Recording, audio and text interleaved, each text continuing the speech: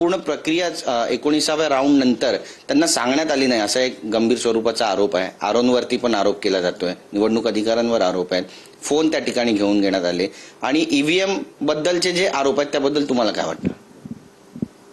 मी मगाशी सांगितलं, परत एकदा सांगतो, निवडणूक मतमोजणी प्रक्रिया जी आहे या प्रक्रियेमध्ये काही गोष्टी संशयास्पद आहेत।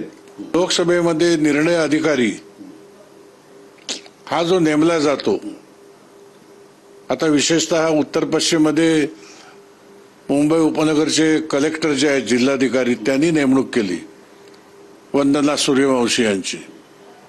वंदना सूर्यवंशी यांचा पार्श्वभूमी काय, त्यांच्यावरती भ्रष्टाचाराचे आरोप आहेत पुष्कळ, संशयास्पद व्यक्तिमत्व आहे अधिकारी आणि त्यांच्याकडून ही कृती झालेली आहे संशयास्पद।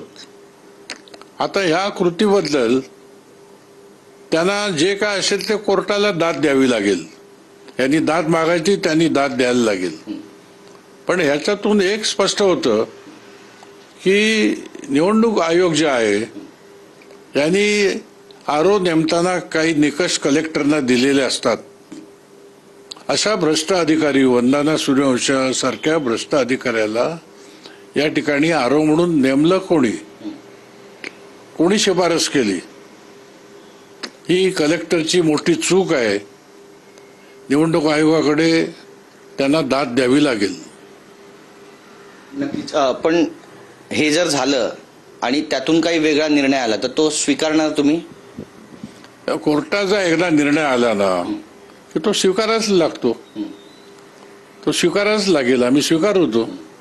कॅमेरा पर्सन खंडुराजसह गिरीश गायकवाड, TV9 मराठी, मुंबई।